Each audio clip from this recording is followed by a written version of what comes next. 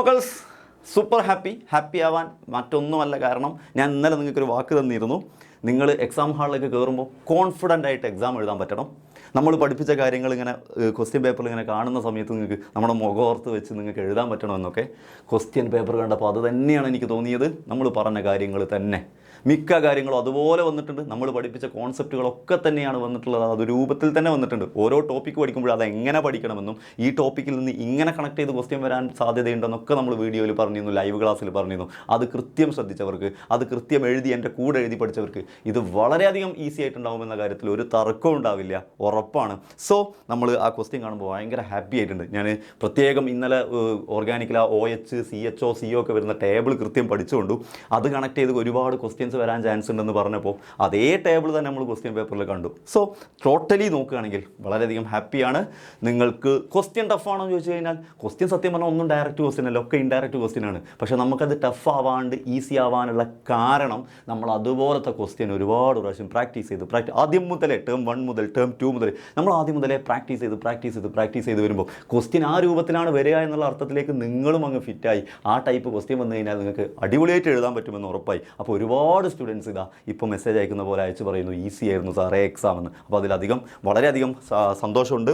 So നിങ്ങൾ SSLC കഴിഞ്ഞിട്ട് ഇനി +1 കയറുന്ന സമയത്ത് നമ്മുടെ എക്സാമിൻ്റെ അഗ്നി ബാച്ചിലേക്ക് നിങ്ങളെ എല്ലാവരെയും വാം വെൽക്കം ചെയ്യുകയാണ്. +1 +2 എത്തുമ്പോൾ നിങ്ങൾക്കറിയാലോ കെമിസ്ട്രി ഫിസിക്സ് എന്ന് പറഞ്ഞ സയൻസിൻ്റെ വേറെ തന്നെ ഒരു വേൾഡ് നിങ്ങൾക്ക് അവിടെ കാണാൻ പറ്റും. സോ അടിപൊളിയായിട്ട് പഠിച്ചെടുക്കാൻ പറ്റണം. ഒരുപാട് ഇപ്പോൾ SSLCക്ക് എത്രയാണോ പഠിച്ചത് അതിൻ്റെ ഡബിൾ പഠിക്കാനുണ്ട് +1 എന്നുള്ള കാര്യം ഞാൻ വെറുതെ പറയുന്നതല്ല. പക്ഷേ അത് കൃത്യം നിങ്ങൾക്കൊരു സിസ്റ്റമാറ്റിക് ആയിട്ട് പഠിക്കാൻ ആഗ്രഹം ഉണ്ടെങ്കിൽ ക്വസ്റ്റ്യൻസിലൂടെ, എപ്പോഴും ഞാൻ പറയുന്നൊരു കാര്യം അത് വെറുതെ ചാപ്റ്റേഴ്സ് പഠിക്കാനല്ല, ക്വസ്റ്റ്യൻസിലൂടെ പറഞ്ഞ് പഠിച്ചു പോയാൽ ഇതേപോലെ അവസാനം എത്തുമ്പോൾ നമുക്ക് ഈസി ആവുള്ളൂ. എത്ര ടഫായിട്ട് ക്വസ്റ്റ്യൻ ചോദിച്ചാലും. അപ്പോൾ നിങ്ങൾക്ക് നമ്മുടെ ബാച്ചിലേക്ക് ചേർന്ന് കഴിഞ്ഞാൽ അടിപൊളിയായിട്ട് പഠിക്കാൻ പറ്റുകയും ഏറ്റവും അടിപൊളിയായിട്ട് പോയിട്ടുള്ളത് നിങ്ങൾ പെട്ടെന്ന് തന്നെ ജോയിൻ ചെയ്യുകയാണെങ്കിൽ നിങ്ങൾക്ക് ഈ ബുക്ക് സെറ്റ് ഫ്രീ ആയിട്ട് കിട്ടും. ബുക്ക് സെറ്റ് എന്ന് പറയുന്നത് ഒരു നല്ലൊരു കിടിലൻ അസറ്റായിരിക്കും. കാരണം ഒരുപാട് ക്വസ്റ്റ്യൻസ് അടങ്ങിയ നിങ്ങളെ എക്സാമിന് വളരെയധികം ഹെൽപ്ഫുൾ ആകുന്ന ഒരു ബുക്ക് സെറ്റ് ആയിരിക്കും. നിങ്ങൾക്കറിയാം +1 +2 ഇപ്പോൾ ക്വസ്റ്റ്യൻസ് ഒക്കെ കടുപ്പിച്ച് ടഫാക്കിയൊക്കെ ചോദിച്ചു വരുന്ന സമയമാണ്. സോ ഇത് നിങ്ങളുടെ മൈൻഡിൽ ഉണ്ടാവട്ടെ. നമ്മുടെ ബാച്ച് മാർച്ച് 30 ലോഞ്ച് ചെയ്യും. സോ അത് നിങ്ങളുടെ മൈൻഡിൽ ഉണ്ടായിക്കോട്ടെ. അപ്പോൾ നമുക്ക് ഏതിലേക്ക് വരാം നമ്മുടെ ആൻസർ കീയിലേക്ക് വരാം. അപ്പോൾ ഇതൊക്കെ ഒന്ന് വായിച്ചു നോക്കുക. എല്ലാ ബാച്ചിനും, സയൻസ് ബാച്ചിനും കൊമേഴ്സ് ബാച്ചിനും നീറ്റ് ബാച്ചിലേക്കാണ് JEE ബാച്ചിലേക്കാണെങ്കിലും ഒക്കെ നിങ്ങൾക്ക് ഇത് വായിച്ചു നോക്കിയിട്ട് ജോയിൻ ചെയ്യാവുന്നതാണ്. നമ്മുടെ ടോപ്പേഴ്സിനെ നിങ്ങൾക്ക് കാണാവുന്നതാണ്. കഴിഞ്ഞ ബാച്ചിലുള്ള +1 ടോപ്പേഴ്സിൻ്റെ ലിസ്റ്റാണ്. 20 സ്റ്റുഡൻസ് ഫുൾ മാർക്ക് വാങ്ങിയവരുണ്ട്. +2ൻ്റെ ടോപ്പേഴ്സ് നമ്മുടെ കൂട്ടത്തിലുണ്ട്, ഫുൾ മാർക്ക് വാങ്ങിയ 2 പേരും. ദെൻ ബാക്കിയുള്ള ടോപ്പേഴ്സൊക്കെ ഇതൊക്കെ നമ്മുടെ ബാച്ച് സ്റ്റുഡൻസ് ആയിരുന്നു, അടിപൊളിയായിട്ട് പഠിച്ചിറങ്ങിയവരാണ്. അപ്പോൾ നിങ്ങൾക്കും അങ്ങനെ അവരിൽ ഒരാളാവാൻ കഴിയട്ടെ എന്നും കൂടെ ആശംസിക്കുന്നു, പ്രാർത്ഥിക്കുന്നു. യെസ്, എന്തൊക്കെയായിരുന്നു നമ്മുടെ ക്വസ്റ്റ്യൻ വന്നത്? ക്വസ്റ്റ്യൻ അടിപൊളിയായിട്ട് നമുക്ക് എഴുതാൻ പറ്റിയെന്ന് പറഞ്ഞല്ലോ. അപ്പോൾ എങ്ങനെയൊക്കെയായിരുന്നു വന്നത്? ഫസ്റ്റ് ക്വസ്റ്റ്യൻ തന്നെ നമ്മുടെ ഫസ്റ്റ് ചാപ്റ്ററിൽ ഗ്യാസ് ലോസുമായിട്ട് ബന്ധപ്പെട്ടതായിരുന്നു. നമ്പർ ഓഫ് മോളിക്യൂൾസ് ഇവിടെ X ആണ്. തന്നിട്ടുള്ളത്. Litre 20 litre. അപ്പോൾ 20 ലിറ്ററിൽ X മോൾ ആണെങ്കിൽ 5 ലിറ്ററിൽ എത്ര? 20നെ 4 കൊണ്ട് ഡിവൈഡ് ചെയ്താണ് 5 കിട്ടുക. അപ്പോൾ Xനെ 4 കൊണ്ട് ഡിവൈഡ് ചെയ്താൽ X/4 എന്ന് കിട്ടും. The answer is X/4. Very simple. ഇത് അവഗാഡ്രോസ് ലോ എന്ന് പറയുന്ന പിന്നെ കോൺസ്റ്റൻറ്റ് ടെമ്പറേച്ചറും പ്രഷറും ആണെങ്കിൽ ഈക്വൽ വോളിയം ആണെങ്കിൽ അതിൻ്റെ നമ്പർ ഓഫ് മോളും ഈക്വൽ ആയിരിക്കും എന്ന് പറയുന്ന ലോയാണ്. അല്ലെങ്കിൽ നമ്പർ ഓഫ് മോളിക്യൂൾ ഈക്വൽ ആയിരിക്കും എന്ന് പറയുന്ന ലോയാണ്. അപ്പോൾ 20 ലിറ്റർ ആണെങ്കിൽ X ആണെങ്കിൽ 20ൻ്റെ 4 കൊണ്ട് ഡിവൈഡ് ചെയ്താൽ കിട്ടുന്ന 5 ലിറ്ററിൽ Xനെ 4 കൊണ്ട് ഡിവൈഡ് ചെയ്താൽ കിട്ടുന്ന X/4 ആയിരിക്കും. സിമ്പിളായിട്ട് നിങ്ങൾക്ക് പറയുന്നതാണ്. നമ്മൾ ഇതുപോലത്തെ ക്വസ്റ്റ്യൻസ് നിങ്ങൾക്ക് ടീച്ചർ ചെയ്തു തന്നതാണ്. അപ്പം നമ്മൾ പറഞ്ഞു തന്നെയാണ് വന്നതിൻ്റെ പ്രൂഫ് ഇവിടെ ഉണ്ട് എന്നർത്ഥം. അടുത്ത ക്വസ്റ്റ്യനിൽ വരുന്നത് അസേർഷൻ റീസൺ. ഇത് നമ്മൾ ഡീറ്റെയിൽ ആയിട്ട് നമ്മൾ കഴിഞ്ഞ ക്ലാസ്സിൽ ലൈവിൽ പറഞ്ഞതായിരുന്നു. When electricity is passed through an aqueous solution of sodium chloride, sodium is obtained at cathode. അല്ലല്ലോ, ഞാൻ എപ്പോഴും പറയാറുണ്ട് കാഥോഡ് രണ്ടാമത്തെ ആളാണ് കാഥോഡിൽ ഫോം ചെയ്തത്. സോ സോഡിയം അല്ല, അസേർഷൻ തെറ്റാണ്. സോഡിയം ആനോഡിലാണ്. അക്വസ് സൊല്യൂഷൻ ആയതുകൊണ്ട് സോഡിയം അല്ല ആനോഡിൽ, H2 ആണ് ആനോഡിൽ. The reduction tendency of Na+ is higher than that of H2. അതും തെറ്റാണ്. Na+നേക്കാൾ റിഡ്യൂസ് ചെയ്യാൻ കഴിവുള്ളത് H2 ഒക്കെ ആണ്. അതുകൊണ്ട് H2 ആണ് അവിടെ റിഡക്ഷന് പോവുക. കാഥോഡിൽ H2 ആണ്. അതുകൊണ്ട് റിഡക്ഷൻ ടെൻഡൻസിറ്റി സോഡിയത്തിനല്ല. So both A and R are not correct എന്നതാണ് അതിൻ്റെ ആൻസർ വരുന്നത്. മൂന്നാമത്തെ ക്വസ്റ്റിലേക്ക് പോകണം. ഇതാണ് നമ്മൾ കഴിഞ്ഞ ക്ലാസ്സിൽ പറഞ്ഞ ടേബിൾ എന്ന് പറയുന്നത്, ലൈവിൽ പറഞ്ഞ ഈ ടേബിൾ കൃത്യം പഠിച്ചു പോയിക്കൊണ്ട് ഇത് കണക്ട് ചെയ്ത് ക്വസ്റ്റ്യൻ വരുമെന്ന് പറഞ്ഞിരുന്നു. വെരി സിമ്പിളായിട്ട് നമുക്ക് എഴുതാവുന്നതാണ്. CHO ആൾഡിഹൈഡാണ്. അപ്പം X എന്ന് പറയുന്നത് 2 പോകുന്നത്. OR ഈതറാണ്. അപ്പോൾ Y എന്ന് പറയുന്നത് 1 അപ്പോൾ ഓപ്ഷൻ C അല്ലേ വരിക. Z എന്ന് OH എന്ന് പറയുന്നത് 4 പോകും. അപ്പോൾ Z എന്ന് പറയുന്നത് 4 സോ ആൻസർ C. ഇതൊക്കെ നിങ്ങൾക്ക് അറിയുന്നതാണ്, ഞാൻ പറഞ്ഞു പോകാം. നമ്മൾ പഠിപ്പിച്ചതാണോ ആ ടേബിൾ, അതുപോലെ തന്നെ നമ്മൾ തന്നതായിരുന്നു. നോക്കുന്നില്ലേ? ദെൻ അടുത്ത ക്വസ്റ്റിലേക്ക് വരികയാണെങ്കിൽ some statements related to the manufacture of aluminium are given. Same സാധനം നമ്മൾ പഠിക്കുന്നത്, സെയിം. ഇതിൽ സ്റ്റേറ്റ്മെൻ്റ് ആയിട്ടാണ് തന്നത്, ഇത് നമ്മൾ അതിൽ നിന്ന് ഓരോ ക്വസ്റ്റ്യൻ ആയിട്ടാണ് ഇവിടെ ചോദിച്ചത്. സ്റ്റേറ്റ്മെൻറ്റ് അല്ലാണ്ട് എന്താണെന്ന് പറഞ്ഞിട്ടാണ് ചോദിച്ചത്. So the or is treated with hot NaOH solution, അത് തന്നെയാണ് അവിടെ എഴുതിയ ഹോട്ട് NaOH സൊല്യൂഷൻ, അത് നമ്മൾ പറഞ്ഞതാണ്. Then electricity is used as reducing agent, ഇവിടെ പറഞ്ഞിട്ടുണ്ട് electricity is used as reducing agent പറഞ്ഞിട്ടുണ്ട്. As a result of electrolysis aluminium is obtained at anode, അല്ല അലൂമിനിയം ഒബ്റ്റൈൻഡ് ആസ് ആനോഡ് അല്ല. ഇവിടെ which gas is liberated at anode വെച്ചിട്ട് നമ്മൾ question എഴുതിയിട്ട് oxygen ആണ്. അപ്പോൾ ആനോഡിൽ ഓക്സിജനാണ് നമ്മൾ ഈ ചാപ്റ്ററിൽ പഠിപ്പിച്ചിട്ടുണ്ട്, ഇത് പഠിപ്പിച്ചിട്ടുണ്ട്. സോ ആനോഡിൽ ഓക്സിജൻ ആണ്, ആനോഡിൽ അലൂമിനിയം അല്ല, അലൂമിനിയം കാഥോഡിലാണ് വരിക. സോ സ്റ്റേറ്റ്മെൻറ്റ് 1ഉം 2ഉം കറക്റ്റാണ്, 3 ഈസ് നോട്ട് കറക്റ്റാണ്.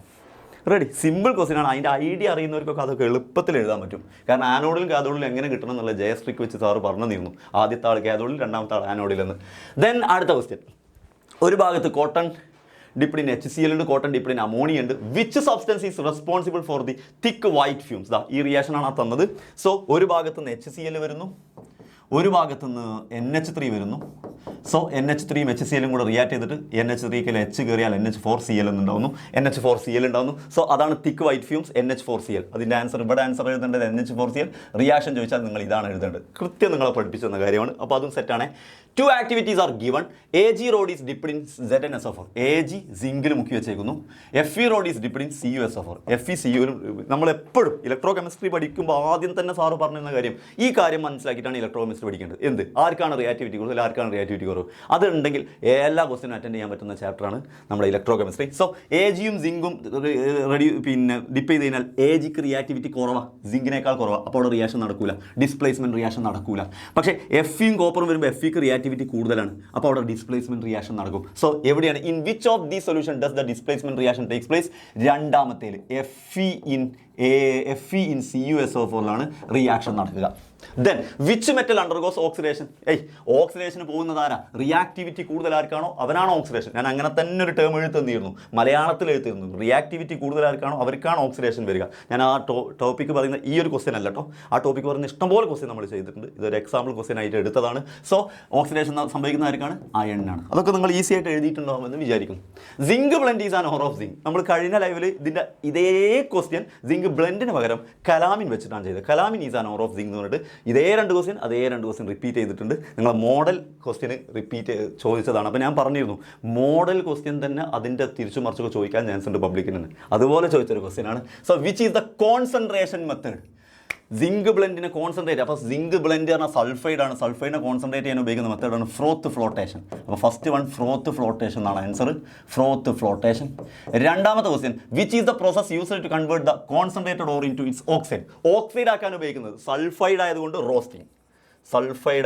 റോസ്റ്റിംഗ്. അതും നിങ്ങൾക്ക് സെറ്റാണ്.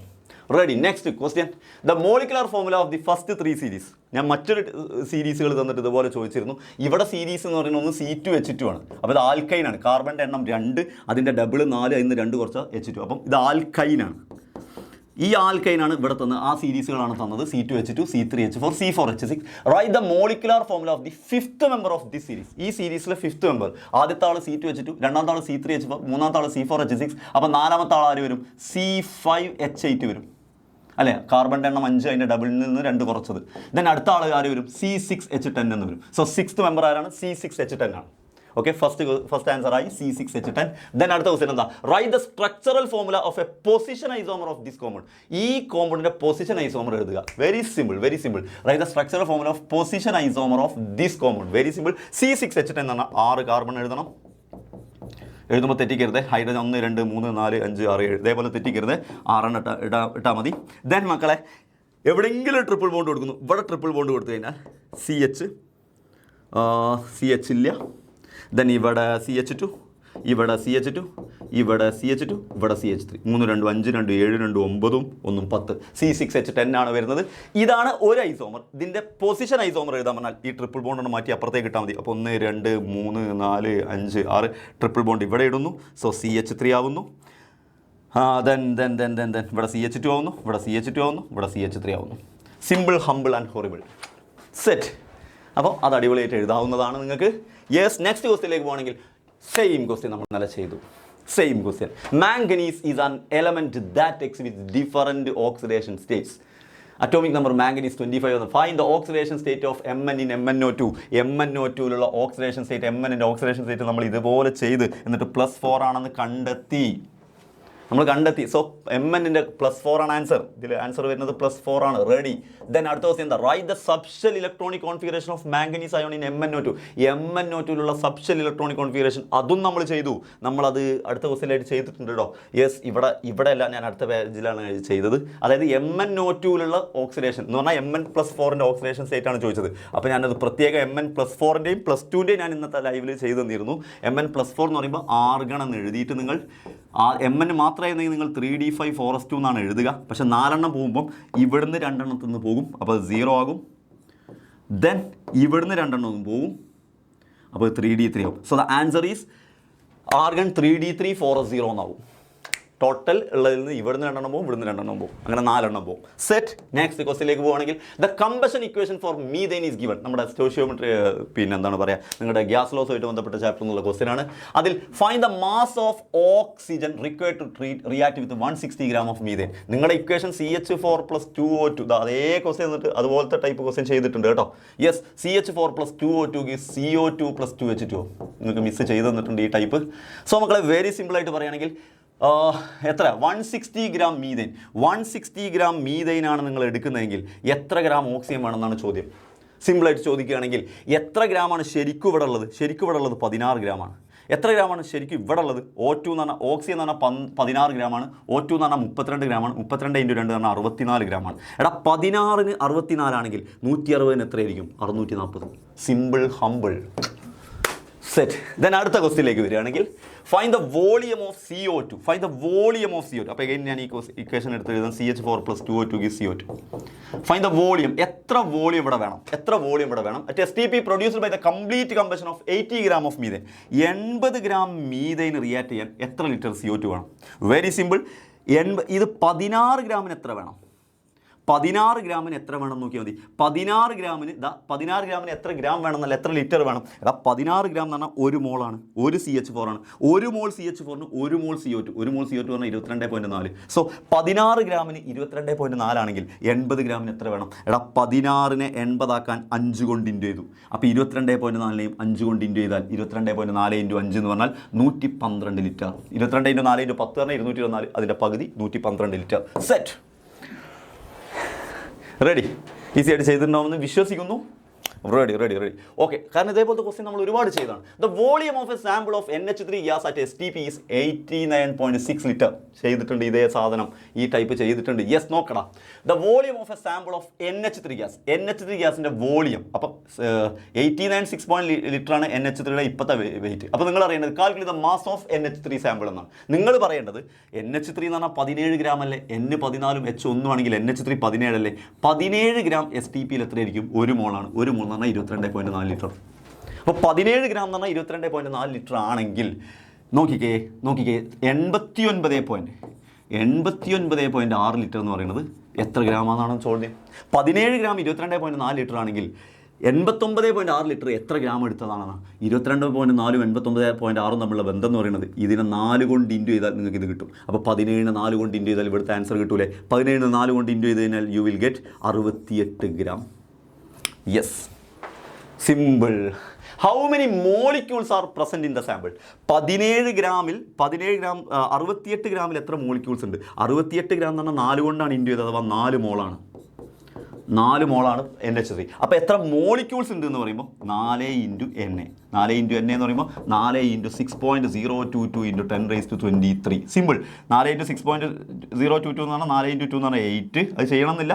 4 × 2 പറഞ്ഞാൽ 8 അല്ല 0 24 × 10⁻23 ലിറ്റർ എന്ന് കിട്ടും. മനസ്സിലാവുന്നുണ്ടല്ലോ അല്ലേ? റെഡി. ഓക്കെ, അപ്പോൾ ഹൗ മെനി മോളിക്യൂൾസ് എന്ന് വെച്ചാൽ ഇൻറ്റു NA ചെയ്യണം. എന്താണ് മോളിക്യൂൾസ് ആണ്? എത്ര മോളാണെന്ന് അറിയുക. എത്ര മോളാണ് ഇത്? 4 മോളാണ്. 4 കൊണ്ടാണ് ഇൻറ്റു ചെയ്തത്. 17 ഗ്രാം എന്ന് പറഞ്ഞാൽ 1 മോളാണ്. അപ്പോൾ 4 മോൾ എന്ന് പറഞ്ഞാൽ 68 ഗ്രാമാണ്. 4 മോൾ ഇൻറ്റു NA. 4 × NA 4 × NA എന്ന് എഴുതിയാൽ തന്നെ ആൻസർ കിട്ടേണ്ടതാണ്. റെഡി. സെയിം ഈ ക്വസ്റ്റ്യൻ നമ്മൾ ചെയ്തതാണ്. ഇതിൽ 17A-യും 17B-യും അതുപോലെ ചെയ്തതാണ്. നോക്ക്, CH triple bond CH + HCl. CH triple bond CH + HCl നമ്മൾ ചെയ്തതാണ്. അതിൽ നമ്മൾ അവിടെ ഏതാണ് കൊടുത്തത്? അവിടെ P എന്ന് കൊടുത്തത്. അത്രയേ ഉള്ളൂ വ്യത്യാസം. ആൻസർ നമുക്കറിയാം. CH2 CHCl നമ്മൾ ചെയ്തതാണ് കേട്ടോ. CH2 CHCl. Double bond triple bond ഒരു ബോണ്ട് പൊട്ടി ഒരു എച്ച് അങ്ങോട്ടും ഒരു സി എൽ അങ്ങോട്ടും കയറും. ദെൻ എൻ പി ഗീസ് ക്യൂ. അപ്പം ആ എ എന്ന് പറയുന്നതിനെ പോളിമറൈസേഷൻ നടത്തുന്നു. അപ്പോൾ ഇത് CH2 double bond CH Cl അല്ലേ. അപ്പം അത് CH2 സിംഗിൾ ബോണ്ട് CHCl എന്നുള്ളത് നമ്പർ ഓഫ് പോളിമേഴ്സ് ആയിട്ട് കിടക്കും. അതാണ് പോളിമറൈസേഷൻ വരുന്നത്. So write the structures and names of P and Q. ഫസ്റ്റത്തെ പേര് ക്ലോറോഇഥൈൻ അല്ലെങ്കിൽ വിനൈൽ ക്ലോറൈഡ്, ഇതിൻ്റെ പേര് പോളി വിനൈൽ ക്ലോറൈഡ്. നമ്മൾ ചെയ്തതാണ്. റെഡി മക്കളെ. ദെൻ അടുത്ത ക്വസ്റ്റ്യൻ എന്താ വരുന്നത്? അല്ലെങ്കിൽ നിങ്ങൾ ചെയ്യേണ്ടത് CO+2H2 ചെയ്താൽ എന്ത് കിട്ടും? നമ്മൾ ചെയ്തത് CO+2H2 ചെയ്താൽ എന്ത് കിട്ടുക? CO+2H2 ചെയ്താൽ CH3OH കിട്ടും. നമ്മൾ എഴുതിയതാണ്. Right the structural formula of A എന്ന് പറഞ്ഞാൽ ആ എ ആരാണ്? CH3OH. Okay. Then write the chemical equation for the reaction that produces ethanoic acid. Same ക്വസ്റ്റ്യനിൽ തന്നെയാണ് നമ്മൾ ചെയ്തത്. അങ്ങനെയാണ് എഥനോയിക് ആസിഡ് എങ്ങനെ ഉണ്ടാക്കുക? എഥനോയിക് ആസിഡ് ഉണ്ടാക്കാൻ ഈ CH3OH എടുക്കുക, അഥവാ ഈ എ എന്ന് പറയുന്ന ആൾ എടുക്കുക.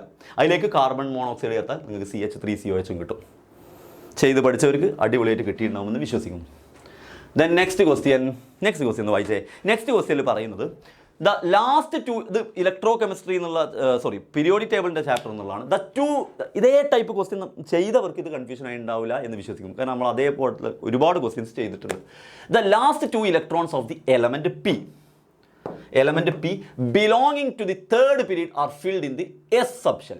S subshell എന്ന് പ്രത്യേകം തന്നിട്ടുണ്ട്. സോ ലാസ്റ്റത്തെ 2 ഇലക്ട്രോൺ S subshellലാണ്, തേർഡ് പീരീഡാണ്. തേർഡ് പീരീഡ് നിങ്ങൾ തേർഡ് വരെ എഴുതണം. 1s2 2s2 2p6 third പീരീഡാണ്. അവസാനത്തെ S subshell 2 ഇലക്ട്രോൺ, അത്രയേ ഉള്ളൂ. 1s2 2s2 2p6 3s2. What is the atomic number of this element എന്നാണ് ഫസ്റ്റത്തെ ക്വസ്റ്റ്യൻ. സോ 2 2 4 6 10 12 ആണ് അറ്റോമിക് നമ്പർ. ആൻസർ 12. Then അടുത്ത question write the chemical formula of the oxide of this element.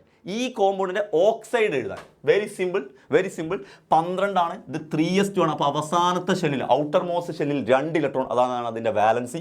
So ഈ element എന്ന് പറയുന്ന ഈ എലമെന്റിന്റെ P എന്ന് പറയുന്ന എലമെന്റ് അല്ലേ, P എന്ന് പറയുന്ന എലമെന്റിന്റെ വാലൻസി 2 ആണ്. ഇനി ഓക്സിജനായിട്ട് റിയാക്ട് ചെയ്താൽ ഓക്സിജന്റെ വാലൻസി 2 ആണ്, -2. സോ P2O2 അഥവാ PO എന്നാണ് ഇതിന്റെ ഓക്സൈഡ്. അഥവാ 12 അറ്റോമിക് നമ്മളുള്ള മെഗ്നീഷ്യമാണ്. മെഗ്നീഷ്യത്തിൻ്റെ കൂടെ ഓക്സിജൻ വന്നാൽ MgO. റെഡി. സോ P ആണ് ഇവിടെ ഇതായിട്ട് കൊടുത്തത്, P ആണ് ഇവിടെ ജനറൽ ആയിട്ട് കൊടുത്തത്, അതുകൊണ്ട് PO. ദെൻ അടുത്ത question write the subshell electronic configuration of the element in the fourth period belonging to the same period. ഇതേപോലെ സെയിം ഗ്രൂപ്പിൽ വരിക എന്ന് പറഞ്ഞാൽ 3s2 താഴെ വരണം, 4s2 ആവണം. എന്നാൽ ഫോർത്ത് പീരീഡ് ആണ്, സെയിം ഗ്രൂപ്പിലാണ് പക്ഷേ ഫോർത്ത് പീരീഡ് ആണ്. അപ്പോൾ very simple 1s2 2s2 2p6 3s2 3p6 വരെ എഴുതുക. ദെൻ സെയിം ഗ്രൂപ്പിൽ വരണമെങ്കിൽ തൊട്ട് താഴെ 3sൻ്റെ തൊട്ട് താഴെ 4s വരണം, 4s2 വരണം. Simple, humble and horrible. ഇതാണ് ഒന്നെങ്കിൽ നിങ്ങൾ ചെയ്യേണ്ടത്, അല്ലെങ്കിൽ ഓവർ ക്വസ്റ്റ്യൻ ആയിട്ട് ഇത് ചെയ്യണം. അതും നമ്മൾ ചെയ്തിട്ടുണ്ട്. നോക്കിക്കേ, ഇവിടെ പീരീഡ് 2 ഗ്രൂപ്പ് 16, ഇവിടെ പീരീഡ് 4 ഗ്രൂപ്പ് 11 എന്ന് പറഞ്ഞാൽ നമ്മൾ ചെയ്തിട്ടുണ്ട്. അതെങ്ങനെയാണ് ചെയ്യുക? എലമെന്റ് പീരീഡ് 2 ആണ്, ഗ്രൂപ്പ് 16 ആണ്. അപ്പോൾ എങ്ങനെ എഴുതുക? പീരീഡ് 2 ആണ്, ഗ്രൂപ്പ് 16 ആണ്. അപ്പം ഗ്രൂപ്പ് 16 വരണം, പീരീഡ് 2 വരെ വരാൻ പാടുള്ളൂ. പീരീഡ് 2 എന്ന് പറഞ്ഞാൽ 1s2 2s 2p അവിടെ വരാൻ പാടുള്ളൂ. 16ാമത്തെ ഗ്രൂപ്പ് ആയതുകൊണ്ട് P ബ്ലോക്ക് ആണ്. അപ്പോൾ 2p ഉണ്ട്. അപ്പോൾ 1s2 2s2 ഉണ്ട്. 2pയിൽ എത്ര എണ്ണം വരണം? 2pയിലെ ഇലക്ട്രോണിൻ്റെ എണ്ണത്തിനോട് 12 കൂട്ടിയാൽ 16 കിട്ടണം. അപ്പോൾ ഇവിടെ 4 അല്ലേ വരേണ്ടത്, 4നോട് 12 കൂട്ടിയാലല്ലേ 16. സോ 1s2 2s2 2p4 ആണ് ഏതിൻ്റെത്? P എന്ന് പറയുന്ന എലമെന്റ്. ദെൻ Q ഏതാ? പീരീഡ് 3 ഗ്രൂപ്പ് 1, പീരീഡ് 3 ആണ് വരുന്നത്. അപ്പോൾ 3 വരെ വരാം. 1s2 2s2 2p6 3so 3p വരാം. P വരൂല, കാരണം ഗ്രൂപ്പ് 1 ആണ്. ഗ്രൂപ്പ് 1 ആണെങ്കിൽ S ബ്ലോക്ക് ആണ്, 3s1. ഗ്രൂപ്പ് 1 ആണെങ്കിൽ 3s1. സോ ഇതാണ് Q. സിമ്പിളായിട്ട് കിട്ടുന്ന നോക്കി. അപ്പോൾ കോൺഫിഗറേഷൻ കിട്ടി. Write the N and L values of the outermost subshell of Q containing electrons. ക്യൂവിൻ്റെ N വാല്യൂം L വാല്യൂ എഴുതാൻ, ക്യൂവിൻ്റെ N വാല്യൂ L വാല്യൂ എഴുതാൻ. ഇതാണ് ക്യൂവിൻ്റെ N വാല്യൂ L വാല്യൂ എന്ന് പറഞ്ഞാൽ ക്യൂവിൻ്റെ N വാല്യൂ 3 ആണ്, L വാല്യൂ 0 ആണ്. S പറയുമ്പോൾ 0 അല്ലേ, അപ്പോൾ N value 3 L value 0. Ready. Then how many orbitals will be present in the subshell containing outermost electron of പിയിൽ P എന്ന് പറയുന്നതിൽ എത്ര ഓർബിറ്റൽസ് ഉണ്ട്? P എന്ന് പറയുന്ന എലമെന്റിൽ P എന്ന് പറയുന്ന എലമെന്റ് ഇല്ലേ, അതിൻ്റെ അവസാനത്തെ ഔട്ടർമോസ്റ്റ് സെല്ലിന് എത്ര ഓർബിറ്റൽ ഉണ്ട്? അവസാനത്തെ ഔട്ടർമോസ്റ്റ് സെല്ലിൽ പറഞ്ഞാൽ P ആണ്. 2p4 ആണ്. P ആണ്. Pക്ക് എത്ര ഓർബിറ്റൽസ് ഉണ്ട്? 3. P എന്ന് പറയുന്നതിൽ എത്ര ഓർബിറ്റലാണ്? 3 എണ്ണല്ലേ. നമ്മൾ ഇന്നലെ 3 വട്ടമൊക്കെ വരച്ചത് ഓർമ്മയുണ്ടോ? Pക്ക് 3 ഓർബിറ്റലാണ്. സോ Pയുടെ ഓർബിറ്റലിൻ്റെ എണ്ണം 3. ക്വസ്റ്റ്യൻ ഇതുപോലെ ചെയ്തതാണേ നമ്മൾ. Write the chemical formula of the compound formed by containing P and Q. Pയും Qയും കൂടെ ചേർന്നിട്ടുള്ളതിൻ്റെ കെമിക്കൽ ഫോർമുല. Pയും Qയും കൂടെ ചേർന്നുള്ളതിൻ്റെ കെമിക്കൽ ഫോർമുല എഴുതാനാണ് ചോദ്യം. അതിൽ Pയുടെ ഔട്ടർ മോസ്റ്റ് സെല്ലിൽ 6 ഇലക്ട്രോൺ ആണുള്ളത്. 2s2 2p4 6 ഇലക്ട്രോൺ ആണ്. Pയുടെ ഔട്ടർ മോസ്റ്റ് സെല്ലിൽ 6 ഇലക്ട്രോൺ. അപ്പോൾ ഒക്ടേറ്റ് കംപ്ലീറ്റ് ആക്കാൻ 2 എണ്ണം കൂടെ വേണം. അപ്പോൾ Pയുടെ വാലൻസി എന്ന് പറഞ്ഞാൽ 2 ആണ്. ഔട്ടർമോസ്റ്റ് ഷെൽ എങ്ങനെയാണ് അറിയാം? 2s 2pയിലുള്ള ടോട്ടൽ ഇലക്ട്രോൺ എണ്ണിയാൽ മതി, അതാണ് ഔട്ടർമോസ്റ്റ് ഷെൽ. ഇനി ക്യൂവിൻ്റെ എത്ര എണ്ണ? ക്യൂവിൻ്റെ എത്ര എണ്ണ? ക്യൂവിൻ്റെ 3s1 ആണ്. 3s1 ഔട്ടർമോസ്റ്റ് ഷെല്ലിൽ ഒന്നേ ഉള്ളൂ. അപ്പോൾ ക്യൂവിൻ്റെ ഒന്നാണ് ഔട്ടർമോസ്റ്റ് ഷെൽ, അത് തന്നെയാണ് അതിൻ്റെ വാലൻസി 1. ഇനി എങ്ങനെ ചെയ്യേണ്ടത്? വെരി സിമ്പിളായിട്ട് ഇവിടെ മനസ്സിലാക്കേണ്ട ഒരു പോയിന്റ്, ഇവിടെ എസ് ബ്ലോക്കിലുള്ള ആൾ ക്യൂ ആയതുകൊണ്ട് ഫസ്റ്റ് ഇയാൾ എഴുതണം, പി ബ്ലോക്കിലുള്ള ആളെ രണ്ടാമത് എഴുതുക. അപ്പോൾ ക്യൂവിനെ ഫസ്റ്റ് എഴുതണം, പി എ സെക്കൻഡ് എഴുതണം കേട്ടോ. ദെൻ നമ്മൾ ക്രോസ് മൾട്ടിപ്ലൈ ചെയ്യുമ്പോൾ പിക്ക് 1ഉം ക്യൂക്ക് 2, അപ്പോൾ Q2P എന്നാണ് വരിക. PQ2 എന്ന് എഴുതരുത്, Q2P തന്നെ എഴുതണം. Q ആണ് ഫസ്റ്റ് വരിക, കാരണം എസ് ബ്ലോക്ക് എലമെൻ്റ് ആണ് ഫസ്റ്റ് വരിക, ദെൻ പി ബ്ലോക്ക് എലമെൻ്റ് ആണ് വരിക. Q2P എന്നാണ് ഇതിൻ്റെ ആൻസർ. റെഡി. അത് ചിലപ്പം ചില കുട്ടികൾ തെറ്റിച്ചിട്ടുണ്ടാവുമെന്ന് വിചാരിക്കുന്നു, തെറ്റിയിട്ടുണ്ടാവും ചില സ്റ്റുഡൻസിന്. Then some compounds are given. ഈ കോമ്പൗണ്ടുകളിൽ എസ്റ്റർ ആരാണ്? വെരി സിമ്പിൾ, എസ്റ്റർ ആരാന്ന് ഞാൻ പ്രത്യേകം പറഞ്ഞു. COO കാണുന്ന ആളെ കണ്ടാൽ എസ്റ്റർ ആണെന്ന് ഉറപ്പിച്ചു. അപ്പോൾ ഇതാണ് എസ്റ്റർ.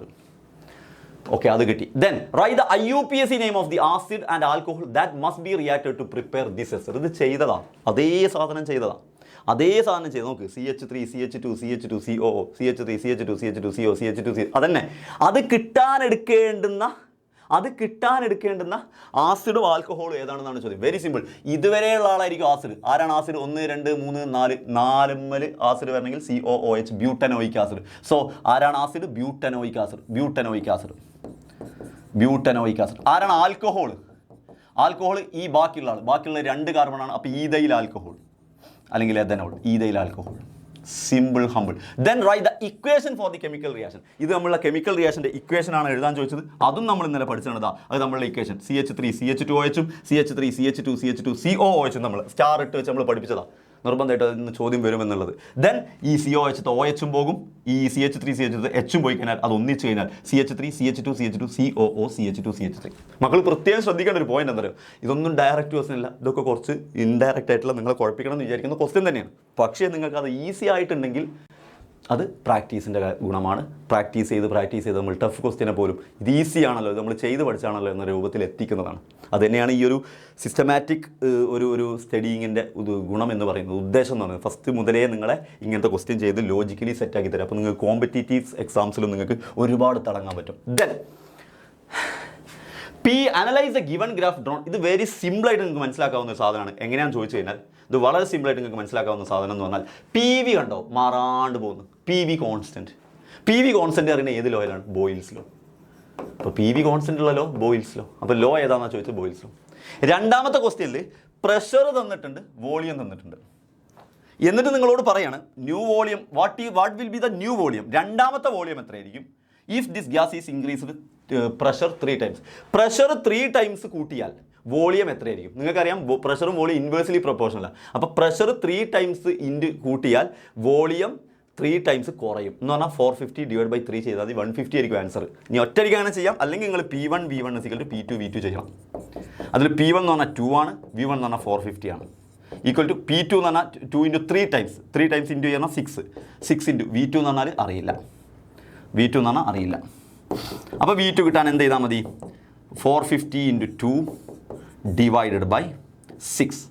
3 വരും, 450 / 3 ചെയ്താൽ 150 എന്ന് കിട്ടും. അതന്നെയാണ് സാറ് പറഞ്ഞത്. 3 times ഇൻറ്റു എങ്കിൽ 3 times ഇവിടെ കുറയും. അപ്പോൾ 150 ലിറ്ററാണ് ഇതിൻ്റെ answer. Ready. Various types of steels are used for industrial purposes. Write the steel that can be used for the given purposes. നമ്മൾ ഈ ടേബിൾ പഠിക്കണേ എന്ന് പറഞ്ഞതാണ്. For the manufacture of springs knives and drills. നൈഫ്സും ഡ്രിൽസും ഒക്കെ ഉണ്ടാക്കാൻ ഉപയോഗിക്കുന്ന സ്റ്റീൽ സ്പ്രിങ്സ്. ആ സ്പ്രിങ്സ് എന്നുള്ള ഇതിൽ തന്നെ നിങ്ങൾക്ക് ഐഡിയ കിട്ടും. സ്പ്രിങ്സ് എന്ന് പറഞ്ഞാൽ ഇലാസ്റ്റിസിറ്റി ഉണ്ടാണ്. അപ്പോൾ ഹൈ ഇലാസ്റ്റിസിറ്റി ഉള്ളത് ഹൈ കാർബൺ സ്റ്റീലാണ്. So answer high carbon steel എന്നാണ് വരിക. ഹൈ കാർബൺ സ്റ്റീലാണ് അതിൽ വരിക കേട്ടോ. ഹൈ കാർബൺ സ്റ്റീലാണ് അതിൽ വരിക. Then construction of railway tracks and rafters. അത് മീഡിയം സ്റ്റീലാണ് എന്ത് വരുന്നത്? റെയിൽവേ ട്രാക്സും റാഫ്റ്റേഴ്സ് ഒക്കെ വരുന്നത്. നോക്കി വെച്ചോണം എന്ന് പറഞ്ഞിരുന്നു ഞാൻ. Write 1 use of electric steel.